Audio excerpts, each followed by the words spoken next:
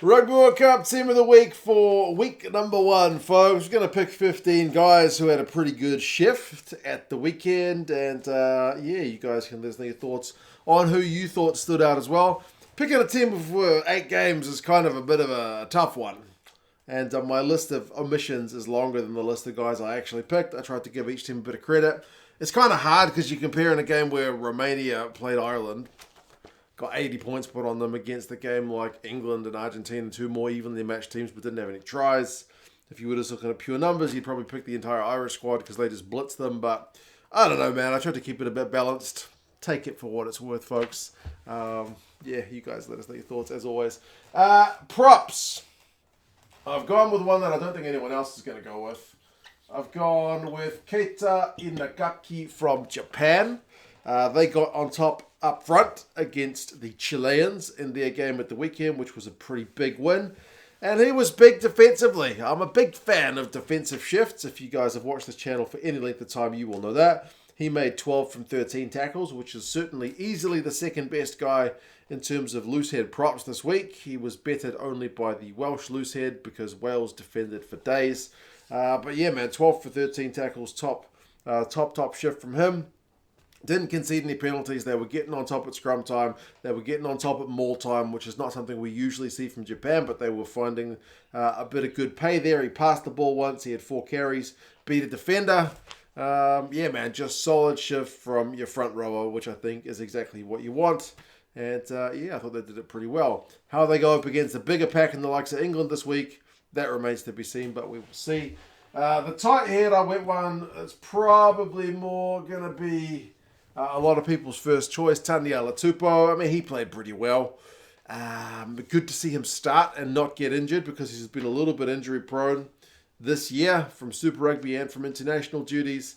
And boy, did he pull off one of the best offloads that you've seen for a try assist. It was thing of glory. Just flicked the ball to Ben Donaldson from an intercept from your tight head prop. Good on him for running that line, chugging backwards to intercept Niniashvili's offload. And then, yeah, offload himself. So well done, man. Try assist. As part of those 4 passes, he had 8 runs for 20 meters, which I think is first among tight head props. It's kind of what you expect from TANIELA TUPOU. He is a big ball carrying prop. He's got a clean break, which I'm pretty sure is the intercept. 3 from 4 tackles. Only concedes the 1 penalty, which is something he's been a little bit guilty of. But surely the Aussies got up front, dominated up front against the Georgian pack, which was pleasing to see from an Aussie point of view. So, yeah, good shift from Tongan Thor, TANIELA TUPOU. Hooker, I've gone with a replacement, but he played the majority of the game. Piazza Malvaca for France against New Zealand was just plain incredible. 75 meters for a hooker is not a usual number. And like that might be something you clock up when you're playing a team which is 20 or 30 spots below you on the world rankings, but not usually when it's number 3 against number 4 in the world. Malvaca, man, 2 clean breaks. 2 defenders beaten, 75 meters. The next best hooker this week had 30. Yes, he's a dynamic ball carrier. 12 from 14 tackles is a great defensive shift as well.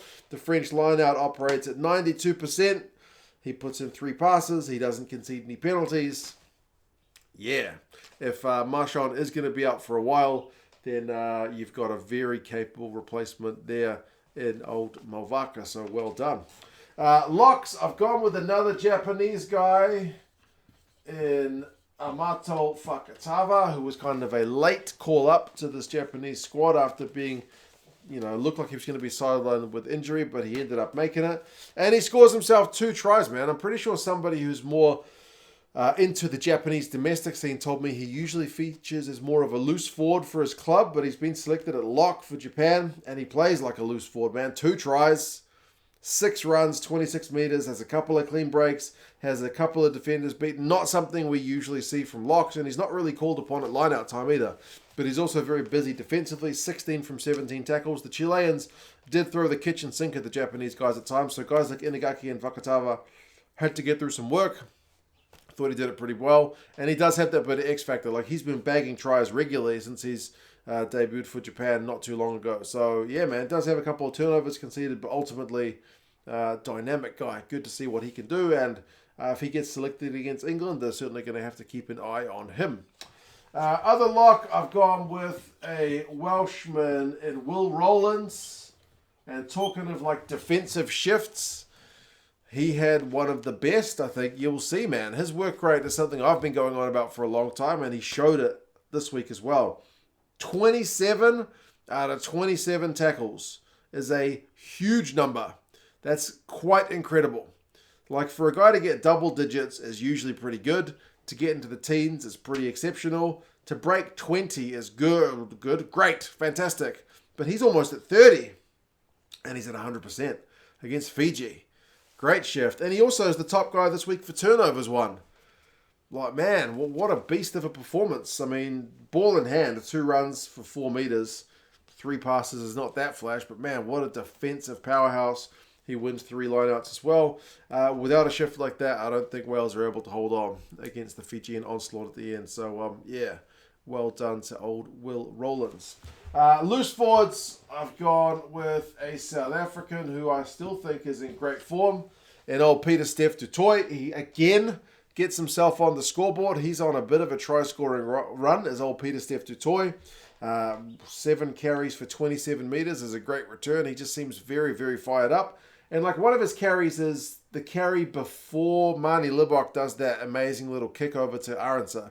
Like just the ability to get over the advantage line, push the defenders back, make them kind of reset their line, and then maybe open up a little bit of space for everybody else. So yeah, great carry from him, even if he doesn't get much credit for the Arendse try, but he's there. 7 from 10 tackles. He's shooting out of the line to make Finn Russell's life a misery, which is what the South Africans did really well. He passes 5 times. He went 3 lineouts. Just missed a work rate, man. Coach's dream, absolutely. And another kind of coach's dream player is old Michele LAMARO from Italy. Haven't heard much getting spoken about him. I guess because they beat Namibia. Everyone's, not really too fussed about that. It was kind of par for the course. Everyone expected it to happen. But man, he was busy. He was really, really busy. He finished with 19 out of 19 tackles in that game, which is stupidly high. No one gets close to him. He is just, he's always been a tackling machine. That's what he does. But the fact that he goes into a game which they dominate, where they put 50 points on Namibia and still almost cracks 20 tackles, is just genuinely insane. Like, nobody's talking about him, but I'm pleased for him, man. 6 runs for 23 meters is also, very busy. If not, like, he's never been a prolific ball carrier, but he's busy. But also really pleasing is his 14 passes. Like, if you watch that Italian game, how many times is he either like pops up at halfback or just pops up? He pops up everywhere just to chuck the ball around. So, yeah, good ball handling loose forward who can fill in, be Johnny on the spot when is needed. It's very, very pleasing. Couple of offloads, only with the 1 turnover conceded. Also, steals a line out, also gets a try assist amongst all those 14 passes. So, yeah, Michele LAMARO. Look forward to see how he goes against the All Blacks in a few weeks, but we still have to wait for that game. And then the number 8, I've gone with, put too many letters in the wrong places. Gregory ALLDRITT, is it 1L, 2 T's, 1L, 1R, 2 T's. Gregory ALLDRITT. I've got the spelling written correctly on my paper. Number 8 for France was just incredible. His battle up against Ardie Savea was always going to be a fascinating one to watch. I think you give it to ALLDRITT here, despite Savia's little dink through. 14 runs, 71 meters against the All Blacks is pretty impressive. Yeah, he's always been a hard-carrying, high work rate player, but the fact that he does that kind of damage against the All Blacks is especially impressive. He beats a couple of defenders. And like LAMARO, man, he loves to get his hands on the pill. 12 passes from him, including 3 offloads. And he's also the top tackler of the match with 15 from 16. So, the French back row was generally very good, but ALLDRITT was just incredible. Doesn't concede any penalties. Wins a couple of turnovers on D. Wins a couple of lineouts. Puts a kick through at one point. So, yeah. Gregory ALLDRITT. He's a special, special, special player. I'll get to some honorable mentions in the forwards in a bit. But for then, we move on to the backs. I've gone with an Irishman. I don't have any Irishmen yet. Jamison GIBSON-PARK is your number 9. The speed at which the Irish guys moved the ball, the Romanians couldn't live with. and GIBSON-PARK is a massive part of that. He finishes a try, which is a great support line. He finishes with the try assist. He's got one point where he taps and goes, which leads to a try. I mean, there's so many tries for the Irish game. It's just incredible. He's not really called upon to kick during this game. They just wanted to spin it. 3 runs, 40 metres from him. 49 passes, 4 out of 5 tackles. Just kept things moving. And like I said, if you watch that game, just the speed of the Irish hands, the Romanian guys, they tried, man, but it was just way too much for them. So, yep, encouraging one for him at number 9. There's certainly only one guy you can pick at number 10, and I think that's George Ford. I think he would probably be almost a universal pick at 10. If you don't have him as your 10, then let me know, but goodness me. Talk about just bossing a game and being that general and just pulling them by the scruff of the neck and, I don't know, leading them to victory. It's exactly what you want from your guy playing 10. He's a veteran. He's been there and done it with England before. He's been there and done it with his club sides before. And he was just quite outstanding, man. 27 points, especially those 3 drop goals. I think the drop goals were the turning point that just got the momentum on his team's side. They don't need to score tries when they've got him scoring 27 points. He makes 9 runs for 76 metres, which is also nothing to slouch about. 9 passes, 19 kicks from hand. The kicking from hand is something the Argentinians couldn't live with. He makes 6 from 7 tackles. He's only got the 1 turnover conceded when handling's been an issue for multiple teams. George Ford, quite incredible. Genuinely quite incredible. Midfield, somehow this guy didn't get man of the match. Bundee Aki, speaking of incredible, his performance was insane, and despite the weather, he ran for the whole game. He ran. Like that last try where they could have just kicked it out, he was the one chasing that kind of final kick through. Bundee Aki, 2 tries from him and a try assist, which is just not a bad effort. I know they scored 1 million tries, so it's kind of harder to be too excited about that, but he was certainly a big part of them.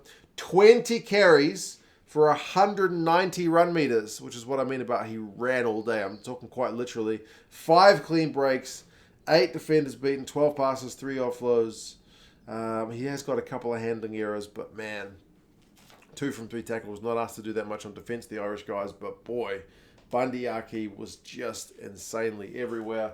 And I've put his midfield teammate. Maybe I've got too many Irish guys, but because they mop the floor with the Romanians, and it's hard to put into context. But Gary Ringrose is just so good, isn't he? 3 try assists. 3 try assists. He also runs. 13 carries from him, 142 meters from him, couple of breaks, couple of defenders beaten, 17 passes. So just pulling the strings of that Irish backline. I mean, it almost ends up like a training run for these guys. But still, they showed some bloody silky skills. It's going to be interesting to see how the South Africans go against the Romanians in this week's coming game to see if they can put a bigger scoreline on the Romanians. It'll put it into a bit of context, and maybe the Romanians are able to up it a gear. But yeah, there you go. Outside backs, I've gone with Cheslin Colby from South Africa. He continues to look sharp. Still can't score any tries, which is bizarre, but man, he is just looking like an absolute danger man. 117 metres from him. Now, if you think like the Irish guys were getting 100 plus metres against Romania, this guy's getting 100 plus metres against Scotland, who are a much more evenly ranked opponent. Beats 3 defenders, has 3 clean breaks, makes 3 from 4 tackles, and like one of them's where he's just shooting up on Tuipulotu and his teammates get over the ball, win a penalty, that leads to 3 points. So it kind of all comes back to the Colby tackle. He doesn't concede any turnovers, he doesn't concede any penalties. He passes the once, puts in a 1 kick, but yeah, man, he is proper dangerous, as we kind of all know. Sorry, his surname is very long. Mark Nawani-Tawase. I'm just going to put Mark N to save my whiteboard markers ink. Not really, just because I'm worried I'll spell it wrong. Mark Nawani-Tawase. He dropped the ball a wee bit. I'll put it out there because he chases high balls for days. There's a few of them got dropped, but man, he is also one who just tears it up at international level. I've been singing his praises for a long time. He gets a try in this game. He runs 100 plus meters. He's got 13 carries, which is first of the Aussies this week. He's got 3 clean breaks, which is first. He's got 5 defenders beaten, which is first in that game. A lot of first place efforts from Mark Nawani-Tawase. He is a proper danger man. Remember, it was only a week before against France where he looked equally dangerous. So he did this against Georgia, but when the Aussies play teams more closely ranked to themselves, I think he's going to keep doing it. Like I said, he's got a few handling errors there. with the role that he's given. But man, dangerous guy. Old Mark Nawinituwase. So pleasing for him. And then fullback, I've gone with Thomas Ramos from France. He did miss a couple of shots at goal, but overall, man, he's got a big part in killing any All Blacks attempt to escape their own half in that second half, man. 15 kicks from hand doesn't really tell a story. The French backfield play was phenomenal. The All Blacks just had no answer to it. He scored 17 points on his own. The attacking game is fine, man, like 13 runs, 57 metres, beats a defender. So he's involved. He's got 9 passes, so he's linking up. He's got an offload, but man, he keeps the scoreboard ticking over, and he keeps the All Blacks camped in their own half. Yeah, Thomas Ramos. Pretty good performance from him. So there you go, folks. That's the 15 guys. I've pretty much gone with all winners, man. Like, there's some guys who played on losing teams and some winners that I've left out. My list of honourable mentions is huge. I'll go through them pretty quick. And there's going to be guys I miss out from the honourable mentions as well. There's so many guys. Antonio dominated at scrum time. Fischetti was dominant in that Italian performance. Great ball carrier too. Great defender. Marks was huge for South Africa. Turnovers and whatnot. Klos for France was just busy all day making tackles. Closing down the All Blacks guys. Tyke Byrne for Ireland scored a couple of tries. Was also Mr. Everywhere man. Guys like Itoje and Laws for England. Defensively huge. Like, it's all about the forward show, but he's getting some great support from his forward pack, who's just dominating the Argentinian guys. Speaking of dominant, Will Skelton, great maul stop against the Georgians. He was literally huge. Scotty Barrett is probably the best of the All Blacks guys. He was Mr. Everywhere. Turnovers and tackles and carries. Dempsey, on a kind of poor Scottish performance where they were kept pretty quiet, still looked like a bit of a standout player with his carries and his tackles. Matera, likewise, for Argentina, still managed to beat like 5 defenders in a pretty poor shift from them. Lorenzo Canone for Italy was huge in their game against Namibia. I think he was man of the match. Omani, I think, was man of the match in his game against Romania. Jalagonia for Georgia got through a heap of tackles. Jack Morgan, I mean, he missed about 5 tackles, but he made like 20. Put in a nice cross kick, which helped set up a try, which is something pretty special. Khaleesi was huge for South Africa. Michael Leach was try scoring for winning turnovers for Japan. Ben Earl was massive also for England again with the turnovers. Dino Lamb was good for Italy. Zuliani came off the bench, was great for Italy. It's a lot of honourable mentions for forwards. Backs, Torrealba for Chile was fantastic. Very zippy, nippy. Whichever word I'm supposed to use there. Garbisi was great for Italy. Valvasa was one of the best Romanian players, clocking up 100 metres and getting a try assist. Matkava, likewise for Georgia. He's only a young guy, but he seemed to steer the ship pretty well. George North, Jordan Pataya, Nyatha a bunch of 3 kind of outside centres who put their hands up. Johnny Sexton and Dan Bigger at 10. Nick Tompkins actually had a pretty good game at 12 for Wales. Pinot, Talea on the wings for that All Blacks France game. Mouton, the Namibian winger, scored a nice try. Holy moly. Ayars and Keenan from Chile and Ireland. Great shift. Pick any of those guys, and I'm not going to complain at you. There were some good shifts, but these are the 15 guys I've gone with. Rugby World Cup gear. Lovell Rugby. Got a heap of it. If you want to buy yourself some gear, check out Lovell Store. Some of it's already starting to go on kind of discount, so check them out. They're an affiliate of the channel. Link down in the description for them. Team of the week. You guys, let us know your thoughts, and yeah, I'll talk to you guys again soon.